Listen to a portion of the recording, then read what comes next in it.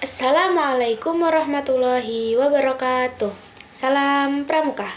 Perkenalkan, nama saya Syifa Nur Rahmah, NPM 21130240032 dari Prodi Pendidikan Biologi Universitas Lampung. Di sini saya akan melanjutkan mengenai Undang-Undang Negara Republik Indonesia Nomor 12 Tahun 2010 tentang Gerakan Pramuka. Yuk, cus! Untuk yang selanjutnya yaitu pada bagian kelima yang berisi evaluasi, akreditasi, dan sertifikasi, yaitu ada pasal 17 ayat pertama. Evaluasi dilakukan dalam rangka pengendalian mutu pendidikan kepramukaan sebagai bentuk akuntabilitas penyelenggaraan pendidikan kepramukaan kepada pihak yang berkepentingan. Ayat kedua, evaluasi dilakukan terhadap peserta didik, tenaga pendidik, dan kurikulum pada setiap jenjang dan satuan pendidikan kepramukaan. Ayat ketiga, evaluasi terhadap peserta didik dilakukan oleh pembina. Ayat keempat, evaluasi terhadap tenaga pendidik dilakukan oleh Pusat Pendidikan dan Pelatihan Nasional yang dibentuk oleh Kuartir Nasional.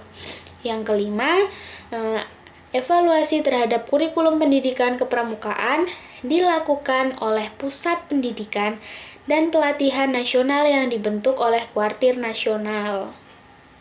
Pasal yang selanjutnya yaitu pasal 18 ayat 1 berisi akreditasi dilakukan untuk menentukan kelayakan kegiatan dan satuan pendidikan kepramukaan pada setiap jenjang pendidikan kepramukaan.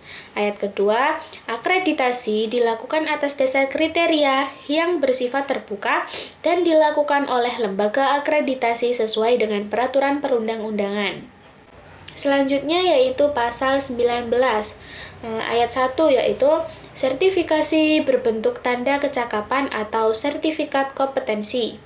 Yang kedua, tanda kecakapan diberikan kepada peserta didik sebagai pengakuan terhadap kompetensi peserta didik melalui penilaian terhadap perilaku dalam pengalaman nilai serta uji kecakapan umum dan uji kecakapan khusus sesuai dengan jenjang pendidikan kepramukaan.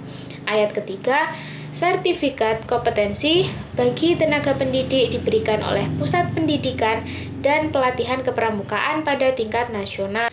Nah, untuk yang selanjutnya kita ke bab 4, yaitu tentang kelembagaan. Bagian ke-1 yaitu umum. Pasal 20 ayat 1. Gerakan pramuka bersifat mandiri, sukarela, dan non-politis. Ayat kedua, satuan organisasi gerakan pramuka terdiri atas gugus depan dan kuartir. Pasal ke-21, gugus depan sebagaimana dimaksud dalam pasal 20 ayat 2 huruf A meliputi gugus depan berbasis satuan pendidikan dan gugus depan berbasis komunitas. Untuk yang selanjutnya yaitu pasal 22. Ayat pertama, gugus depan berbasis satuan pendidikan sebagaimana dimaksud dalam pasal 21 meliputi gugus depan di lingkungan pendidikan formal. Ayat kedua, gugus depan berbasis komunitas sebagaimana dimaksud dalam pasal 21 meliputi gugus depan komunitas, kewilayahan, agama, profesi, organisasi kemasyarakatan, dan komunitas lain.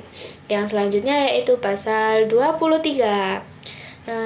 Kuartir sebagaimana dimaksud dalam pasal 20 ayat 2 huruf B terdiri atas kuartir ranting, kuartir cabang, kuartir daerah, dan kuartir nasional.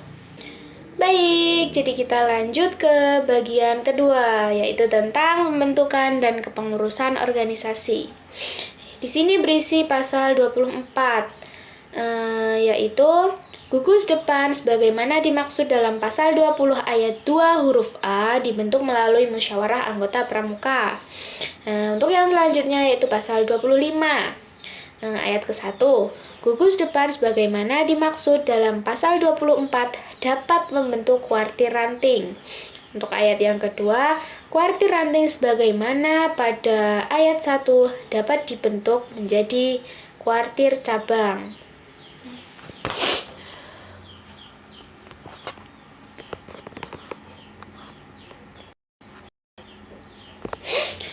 Selanjutnya kita ke pasal 26. Ayat pertama, kuartir cabang sebagaimana dimaksud dalam pasal 25 ayat 2 dapat membentuk kuartir daerah. Untuk ayat yang kedua, kuartir daerah sebagaimana dimaksud pada ayat 1 dapat membentuk kuartir nasional. Yang selanjutnya kita ke pasal 27. Yang pertama, kepengurusan kuartir sebagaimana dimaksud dalam pasal 23 dipilih oleh pengurus organisasi gerakan pramuka yang berada di bawahnya secara demokratis melalui musyawarah kuartir. Untuk ayat yang kedua, kepengurusan sebagaimana dimaksud pada ayat 1 tidak terikat dengan jabatan publik. Kita lanjut ke bagian ketiga, yaitu kuartir ranting, kuartir cabang, kuartir daerah, dan kuartir nasional. Selanjutnya ke pasal 28 ayat 1. Kuartir ranting sebagaimana dimaksud dalam pasal 23 huruf A merupakan satuan organisasi gerakan pramuka di kecamatan. Untuk ayat yang kedua, kuartir ranting mempunyai tugas yaitu memimpin dan mengendalikan gerakan pramuka dan kegiatan kepramukaan di kecamatan. Untuk ayat yang ketiga, kuartir ranting sebagaimana dimaksud pada ayat 1 dibentuk paling sedikit 5 gugus depan melalui musyawarah ranting. Untuk yang ayat keempat, kepengurusan kuartir ranting dibentuk melalui musyawarah ranting. Untuk ayat yang kelima, kepemimpinan kuartir ranting bersifat kolektif. Selanjutnya yaitu ke ayat ke-6. Musyawarah ranting sebagaimana dimaksud pada ayat 3 merupakan forum untuk yang pertama, pertanggungjawaban organisasi. Yang kedua, pemilihan dan penetapan kepengurusan organisasi kuartir ranting. Dan yang ketiga, penetapan rencana kerja organisasi. Selanjutnya kita ke pasal 29. Ayat pertama, kuartir cabang sebagaimana dimaksud dalam pasal 23 huruf B merupakan organisasi gerakan pramuka di kabupaten atau kota. Untuk ayat yang kedua, kuartir cabang mempunyai tugas memimpin dan mengendalikan gerakan pramuka dan kegiatan kepramukaan di kabupaten atau kota. Ayat yang ketiga, kuartir cabang sebagaimana dimaksud pada ayat 1 dibentuk melalui musyawarah cabang. Ayat keempat, kepengurusan kuartir cabang dibentuk melalui musyawarah cabang. Untuk yang kelima, kepemimpinan kuartir cabang bersifat kolektif. Selanjutnya yaitu ke ayat 6, musyawarah cabang sebagaimana dimaksud pada ayat 3 merupakan forum untuk A. Yang pertama, pertanggungjawaban organisasi. Yang kedua, pemilihan dan penetapan kepengurusan organisasi kuartir cabang. Dan yang ketiga, penetapan rencana kerja organisasi. Untuk yang selanjutnya itu kita ke pasal 30. Ayat pertama, kuartir daerah sebagaimana dimaksud dalam pasal 23 huruf C merupakan organisasi gerakan pramuka di provinsi. Untuk ayat yang kedua yaitu, kuartir daerah mempunyai tugas memimpin dan mengendalikan gerakan pramuka dan kegiatan kepramukaan di provinsi. Untuk ayat yang ketiga, kuartir daerah sebagaimana dimaksud pada ayat 1 dibentuk melalui musyawarah daerah. Ayat keempat, kepengurusan kuartir daerah dibentuk melalui musyawarah daerah. Untuk ayat yang kelima, kepemimpinan kuartir daerah bersifat kolektif.